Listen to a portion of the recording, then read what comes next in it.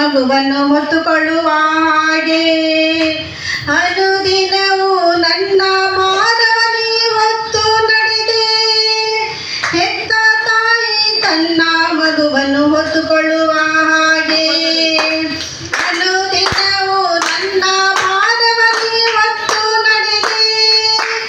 ಒಂದು ಕ್ಷಣವೂ ನನ್ನ ಮರೆಯಾದಂತೆ ತಂದೆ ತಾಯಿಗಿಂತ ಹೆಚ್ಚು ಪ್ರೀತಿ ಮಾಡಿರುವೆ.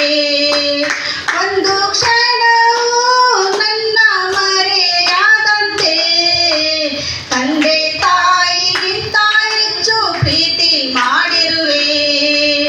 ಅಬ್ರಹಾಮನ ಓ ದೇವರೇ, ನೀ ಎಷ್ಟು ಒಳ್ಳೆಯವ.